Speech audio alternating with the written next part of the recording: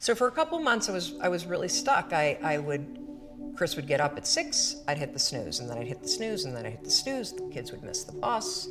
And then every night I'd do the same thing. I'd go in bed. Have you ever had one of those nights, probably before you started your company, but where you go in bed and you're like, all right, Tom, that's it. Tomorrow, it's the new me. Tomorrow, I'm gonna get up on time. I am gonna go to the gym. I am gonna look for a job. I'm not gonna drink so much. It's gonna be amazing. The new me, the future me. Woo! Let's do this, right? And then you go to bed, and you wake up 7 hours later, and you're like, I don't feel like the new me. Yeah. It's the only that's a stupid. See, motivation's garbage. It's never there when you need it, ever, ever, ever, ever. And so here's what happened to me, and thank you for wearing the NASA t-shirt. It's a really stupid story. It's a powerful story. So one night, Chris had gone to bed. I'd been struggling. We still had all the same problems. We still had a lien on the house, still facing bankruptcy, still fighting like crazy. I was still unemployed. They still hadn't figured out like the solution yet for the business. And I was about to turn off the TV, and there on the TV, there was this rocket launching, and I thought, oh my gosh, that is it. I am gonna launch myself out of bed like a rocket ship, like NASA, right here, had launched me out of that bed. And I'm gonna move so fast that I don't think. I'm gonna beat my brain. Now, here's a really interesting point. I talk a lot about your instincts and inner wisdom. And we can get into this a little bit later, but a lot of us talk about the fact that you have a gut feeling. But what all this research that I've done for the book and all the speaking that I do, what I've discovered that's fascinating is actually when you set goals, when you have an intention on something that you want to change about your life, your brain helps you. What it does is it opens up a checklist, and then your brain goes to work trying to remind you of that intention that you set. And it's really important to develop the skill, and I say that word purposefully, the skill of knowing how to hear that inner wisdom and that intention kicking in and leaning into it quickly. So for me, my brain saying, that's it, right there, move as fast as a rocket, Mel. I wanted to change my life. And I think most people that are miserable or that are really like dying to be great and dying to have more, we want to change. We want to live a better life. We want to create more for our families. We want to be happier. The desire is there. Again, it's about how do you go from knowledge to action. So the first thing in this story that's important is realizing that the answer was in me. And my mind was telling me, pay attention. Could have also been the bourbon. The next morning, the alarm goes off, and I pretended NASA was there. It's the stupidest story. I literally went 5, 4, 3, 2, 1. I counted out loud, and then I stood up. And I'll never forget standing there in my bedroom. It was dark, it was cold, it was winter in Boston. And for the first time in 3 months, I had beaten my habit of hitting the snooze button. I couldn't believe it, and I thought, wait a minute. Counting backwards? That is the dumbest thing I've ever heard in my entire life. Well, the next morning I used it again and it worked. The next morning I used it again and it worked. The next morning I used it again and it worked. And then I started to notice something really interesting. There were moments all day long, just like that 5-second moment in bed, where I knew, knowledge, what I should do. And if I didn't move within 5 seconds, my brain would step in and talk me out of it. Every human being has a 5-second window, might even be shorter for you.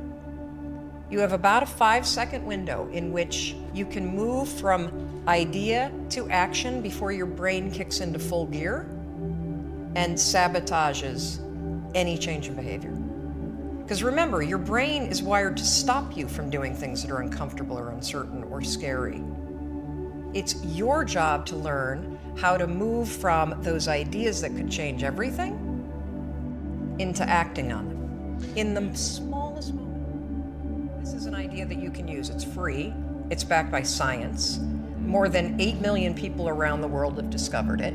And you're talking about the number of people. We've heard from more than 100,000 people in 80 countries that are using this rule. We know of 11 people who have stopped themselves from killing themselves using this rule. I saw one of those outreaches. Yes, there's a guy, Steve, that wrote to us who was a veteran. He was suffering from post-traumatic stress disorder. He boarded a ferry overseas with the intention to jump over. He walked over to the railing, and his inner wisdom kicked in. In that moment, the 5-second rule, 5, 4, 3, 2, 1, counting backwards, moved away from the railing, asked for help, saved his life. His story has inspired countless other people that have heard me in the speeches that I give around the world about this one tool. And so, the thing that's so cool about this, and I should tell you the science behind it, because I'm going to be honest with you, it is stupid. Had I ever thought that I would find myself 8 years after discovering it, spending my days telling people about the 5-second rule? First of all, I would have picked a different name, because it reminds you of the one where you have to pick up food within 5 seconds off the floor, right? It was my secret weapon. This was something I did. I never intended to tell anybody, because I went from getting up on time and waking up on time to shaking up my entire life.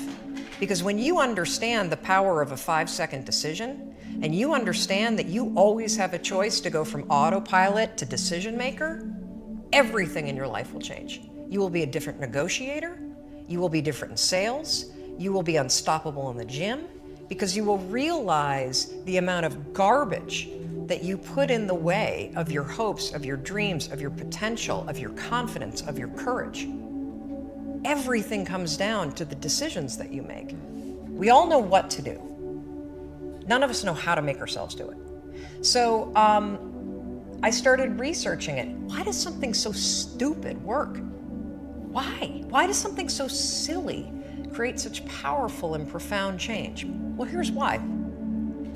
The rule is a form of metacognition.